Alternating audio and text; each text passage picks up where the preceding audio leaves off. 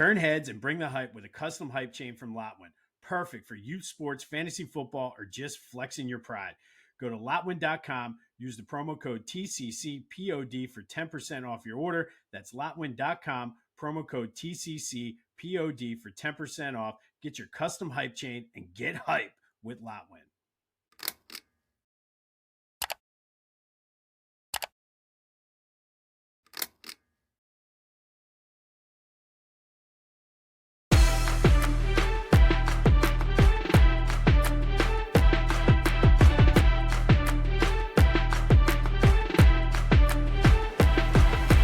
What's up, everyone? Welcome to this day in Philly sports history for December 18th, 2025. I'm your host, Jim Montgomery. Welcome to a Thursday edition of the podcast. Let's get right into it. So let's start with the Eagles gearing up for the big game against the Commanders on Saturday. The old hat and t-shirt game where the division is on the line. They could end it before the Cowboys even play on Sunday, which is good. But new Brotherly Birds breakdown did drop last night. Colin and I talk about that, the Raiders game, as well as look ahead to what to expect for this Commanders game. That is available wherever you get your podcasts, as well as on YouTube. From an injury perspective, going to find out a lot today. A lot of guys did not practice, but some of them are expected to play. Fred Johnson said he was going to play. Lane did not practice. He's probably coming back either this week or next. Again, today is going to tell a lot. Jalen Carter probably won't play.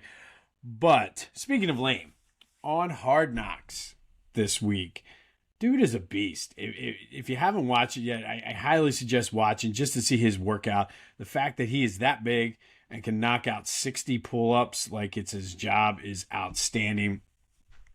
So big that he's able to be coming back soon.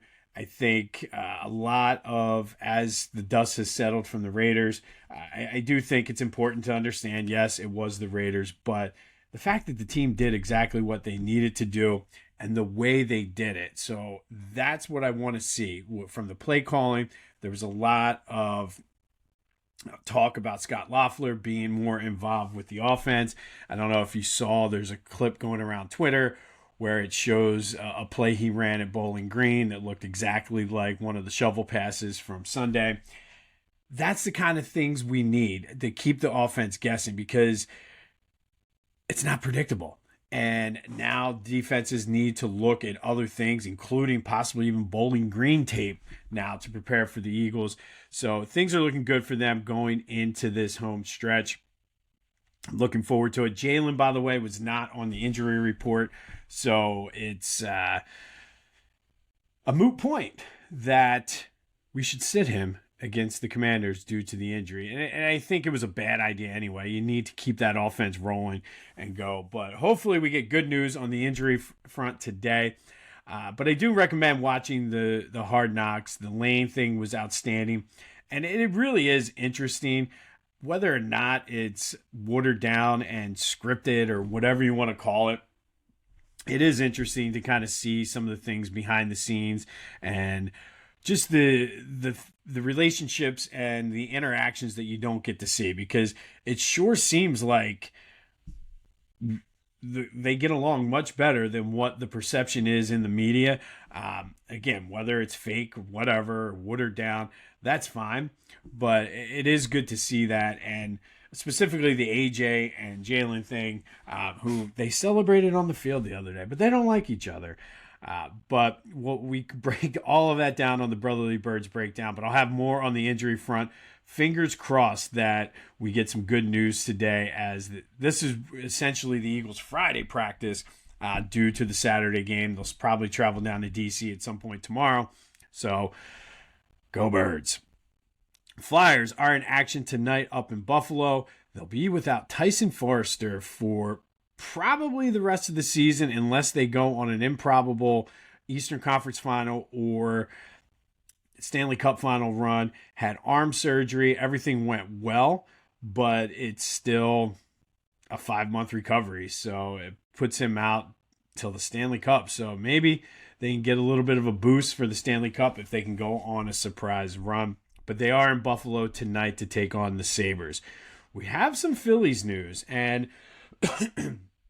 excuse me, after being disappointed with Dave Dombrowski and essentially saying the outfield is set, again, it still doesn't do anything for me. They did make a move for the bullpen, signing Brad Keller, who pitched last year for the Cubs, to a 2-year, $22 million deal. Coming off a really good year, almost like a breakout year. And we'll kind of see what happens with that, as relievers are a very fickle bunch. You can come off of one great season and then suck the next. So we'll see what happens. I mean, we've seen it so many times last year with Jordan Romano. So hopefully this is not Romano 2.0, who I think I saw Romano sign with the Angels, so we don't have to deal with him. I don't think the Phillies are done, but they're in an interesting spot right now where they're trying to, not far from where the Sixers were this year, where they're trying to balance the old guys, the vets, the quote-unquote stars, with an infusion of young talent. So it's going to be interesting to see how the two mix, because do they have a window? Yeah, I guess the window is slightly open right now. It's going to be tough to beat the Dodgers, but if guys like Crawford, Aiden Miller comes up, Andrew Painter, these guys we've been hearing about for 2-3 years now, it's time for them to come up and contribute. And if they can, we saw it with the Red Sox last year, calling guys up who contributed. This team could be dangerous, so we'll see. But I do like the addition of Brad Keller. Hopefully, again, as relievers tend to be fickle, we get the good fickle from Brad Keller this year. All right, be sure to follow me on social media at Philly Jimbo on all platforms. Subscribe to the YouTube channel, Jimbo_Mont. Like, subscribe, review, comment, all that other good stuff. I enjoy, believe it or not, even the haters interacting on all the social media. So please, let's comment. The more interactions we have, the more this thing grows. Same with the Brotherly Birds Breakdown. If you subscribe to the YouTube channel, you should have gotten a notification late last evening that it was posted. So go check that out either on Spotify, Apple Podcasts, or on YouTube. All right, yesterday's trivia question. We talked about the Kangaroo Kid, Billy Cunningham, getting his number retired. He spent his entire NBA career with the Sixers, did spend 2 years in the ABA, winning the ABA MVP in 1973. I asked you, who did he win it for? That was the old Carolina Cougars. Billy C won the MVP for the Cougars. Never heard of them. Okay with some of my ABA teams, but I did not know the Carolina Cougars. All right, today's random act of kindness. This one, very easy to get caught up in the hustle and bustle, but talk to someone at work that you usually don't talk to. Maybe someone from a different department. One of my favorite things when I worked in a school building, and even when, for my current position, when I worked in the office, sometimes you get up and you need something, you stop by the attendance office and talk to the attendance team or the records team or the special ed team or whoever. And I think things like that go a long way. So talk to someone that you usually don't talk to, even on the train, while you're waiting for the bus or kids' sporting practice or something. And it goes a long way. It makes you feel better, kind of breaks up the other person's day. You never know what they're doing. And you never know how it's going to get paid back to you. So some of those relationships I made in the main office when I was working there, I'm still able to cash in on today. I know that's kind of a bad way to put it. But if I need something from one of those departments because I spent time talking with them, interacting with them, they're like, sure, Jim, I can get that for you. So just talk to someone at work who you usually don't talk to today. Spread a little bit of joy, smile, whatever. It's so close to the holiday season. We're a week away from Christmas. Hanukkah has started. Kwanzaa is coming up. So just try to be happy today. Headed down the shore, skip the hassle. Let Beach Caddy handle the heavy lifting. Bellhop and beach cart rentals are available in Ocean City, Sea Isle, Avalon, Stone Harbor, and Wildwood. Use the promo code JIMBO for 10% off bellhop and cart rentals. Beach Caddy takes the stress out of your Jersey Shore trip. Go to beachcaddy.app, use the promo code Jimbo for 10% off your move-in, move-out bellhop service and beach cart rentals. Best beach carts at the Jersey Shore. All right, December 18th. First, we're going to hop in the Wayback Machine and go back to 1949. And on this day in 1949, the Eagles were appearing in their third straight NFL championship game. They traveled out to LA to take on the Rams. They did so by train because head coach Greasy Neal did not like to fly. So he made the team take a train from Philly to LA. They made a layover in Chicago, did a practice and a workout while they were there, spent the night, and got back on the train to head to LA. This game was played in a driving rainstorm, which made the field an absolute muddy mess. But Pete Pios was able to catch a 31-yard touchdown reception. I knew I was going to pronounce this wrong. Leo Scaladini blocked a punt, returned it 2 yards for a touchdown for the only two scores as the Eagles win their second consecutive NFL championship, 14-0 over the Rams out in L.A. Steve Van Buren rushed the ball 31 times for 196 yards, giving the Eagles to date, if you count all of those NFL championships, 5 total championships. So I think now that we've won the Super Bowl and we've won 2 of them, we can start including some of those old school NFL championships in our total. Hell, if the Yankees are going to say we have 27 and they haven't won one since God knows when, we can at least add those 2 from the 40s and 1 from 1960. But on this day, Eagles win their second straight NFL championship, beating the Rams 14-0. Steve Van Buren, 196 yards. Leo Scaladini had a block punt return for a touchdown, and Pete Pios with a 31-yard touchdown reception. Fast forward all the way to 1986. Flyers beat the Islanders 9-4 at the Spectrum. Dave Poulin had a hat trick and added an assist. It was the last hat trick of his career. Tim Kerr, though, also got into the action with a hat trick himself. So we had the whole double hat trick for the Flyers. Excuse me. It was Tim Kerr's 12th of his career as the Flyers beat the Islanders 9-4. Dave Poulin and Tim Kerr both with the hat tricks on this day. And then 2 years later, it was the last day of the NFL season. The Eagles had 3 options on the table. No playoffs, and a division title. Well, they took care of their business down in Dallas, beating the Cowboys 23-7. Randall threw for 2 touchdowns to Keith Jackson and 1 to Mike Quick to clinch the playoff spot on the field. Wes Hopkins added 2 interceptions. Reggie White had 2 sacks to give him 18 on the year, a year after having 21 in 12 games, which is incredible. After the game, of course, Buddy Ryan was up to doing Buddy Ryan things. Asked if the crowd was intense against the Eagles, but asked if it was satisfying or however it was worded to beat the Cowboys down in Dallas. Buddy, who are the Cowboys? We beat them every time we play them. Gotta love Buddy. And we can thank him for the Eagles-Cowboys rivalry the way it is right now.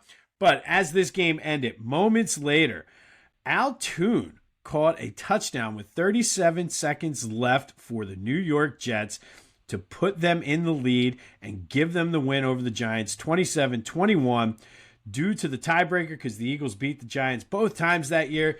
Eagles win the division, get to the playoffs in Buddy's 3rd year. They had an easy side of the draw, drawing either Chicago or San Francisco, depending on how the later games went. And then drawing probably Chicago or San Francisco again, or Minnesota, who was big then. But we all know how that, we don't need to talk about that. But on this day in 1988, Eagles win the division thanks to beating the Cowboys and then the Jets upsetting the Giants with 37 seconds left. Buddy, of course, in the Eagles. I remember this well as a kid. I was over the moon, ecstatic, excited about it. And then in 2004, Sixers go up to Milwaukee, beat the Bucks 116-97. Allen Iverson dropped 54 points. Samuel Dallenberg had 15 rebounds. Unfortunately for the Sixers, it was kind of the beginning of the end for the Allen Iverson era Sixers that season. They would be the 7th seed and lose to the Pistons in the first round. And then, of course, that following season would be AI's last in Philly. All right, it is Thursday. Time for a little Throwback Thursday, brought to you by Philly Goat. Go to phillygoat.com. Use the promo code Jim Montgomery to take 10% off your order. That's phillygoat.com. Promo code Jim Montgomery to take 10% off your order. And really, new shirts coming out every day. I'm constantly getting emails from Ryan and the team, and it's just like, wow, these things are phenomenal. So go check them out. You won't be disappointed. All right, so this is technically will happen on Monday, but on December 20th, 1979, the Flyers broke the NHL record for consecutive unbeaten games when they won their 29th consecutive, breaking the Canadiens' record from 1977-78 of 28 consecutive. I guess they tied it on the 20th and broke it on the 22nd. Either way. So today we're going to throw it back and look at that Flyers streak where they won 35 straight, or they didn't win. They were unbeaten in 35 straight games. That still stands as the North American record. During that streak, they went 25-10. It started October 14th and they'll end it on January 6th. So think about that. Mid-October, it wasn't even, it was the early days of fall. And all the way into the middle of winter before the Flyers finally lost a game. They averaged almost 4.5 goals a game, only gave up slightly under 3. They came from behind 13 times during that streak. Reggie Leach led the Flyers in scoring during the streak with 25 goals. Rick McLeish with 21. And it ended on January. The last win was January 6th. And then the next night, January 7th, there was a 7-1 loss to the North Stars. Now, it's not the longest in the world. It's only the longest in North American history. And I really had to, dive deep into some research to find this out. The longest streak that I could find for a professional team, consecutive games unbeaten, we have to go to the Lincoln Red Imps, who have 88 straight games from 2009 to 2014 in the Gibraltar League in Europe. It's soccer, but the Gibraltar League in Europe, the Lincoln Red Imps won 88 consecutive games over a 5-year span. That also is tied with the UCLA Bruins. Now, this is college, but John Wooden's team in the 60s and early 70s won 88 consecutive games and were just ridiculous before Notre Dame ended up beating them. But the Flyers, professional sports in North America, have the longest unbeaten streak with 35 consecutive games. Just outstanding. And they did not win the Stanley Cup that year. They did not win it. They got beat in the Stanley Cup Finals that year. Hard to believe that you go unbeaten for 35 games. But that just goes to show how the NHL was different back then. But that is today's Throwback Thursday. The Flyers' 35-game unbeaten streak, which set the NFL or NHL record at some point early next week. But they just were a complete dominant team throughout the late 70s. That is brought to you by Philly Goat. Go to phillygoat.com. Use that promo code Jim Montgomery to take 10% off of your order. But yeah, the Lincoln Red Imps have the worldwide professional longest unbeaten streak, at least that I could find. So if you know of something else, hit me up, let me know. But like I said, I always try to give you the most accurate information. And from my research, and I was deep diving, man. I was looking at cricket leagues, rugby, you name it. I was looking at it, and the Gibraltar League in Europe is where I found that the Lincoln Red Imps. That does lead us to today's trivia question. Figured have a little bit of fun with winning streaks. Let's go to the NFL, and we're going to do this regular season only. Who has the longest regular season winning streak in NFL history? Anxious to see what guesses, because my top 3 guesses were wrong. So hit me up on the Back to the Future voice and text line 267-495-8531. answer the trivia question, go to the Discord channel, which is the first link in the description. Get anything else Philly sports related off your chest. Want to tell me that the Eagles are not ready to go on a run. The Eagles are ready to go on a run. You hate Brad Keller. You like Garcia. All that is fair game. Maybe you're a Brad Marsh fan. Hi, Mom. And you want to tell me how he's going to have a breakout season. Let's have some good Philly sports talk here on a Thursday. On this day in 2004, AI drops 54 as the Sixers beat the Bucks 116-97. 1998, the Eagles clinch a playoff spot, and then a few minutes later clinch the NFC East as the Jets beat the Giants to send the Eagles to the playoffs for the first time since the Dick Vermeil era. Flyers on this day in 1986 beat the Islanders 9-4. The old double hat trick. Dave Poulin and Tim Kerr both with hat tricks for the Flyers. Poulin also added an assist as well. And the Eagles win their second consecutive NFL championship on this day in 1949 behind strong running by Steve Van Buren and some great outstanding defensive and special teams play as Leo Scaladny. We're going to go with Scaladny here. And if I'm pronouncing that wrong, let me know. But Scaladny, that's who we're going with on this day in 1949. Don't forget to talk to someone today at work that you usually don't talk to. It's a holiday season. You never know what someone's going through. So just a quick, how you doing? How are things going? Talk about the weather, whatever you want to do. Little things like that can go a long way in making someone's day. I'll have more on the Eagles injury. We'll update you on how the Flyers do tonight in Buffalo, as well as any future coming down the pike Phillies moves. Like, who knows what they're doing? I don't know.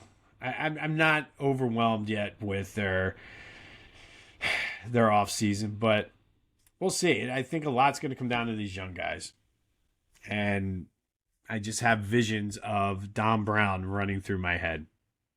Trying to be positive, though. This has been This Day in Philly Sports History for December 18th, 2025. My name's Jim Montgomery. Go have yourselves a Thursday, and until next time, I'll see you when I see you.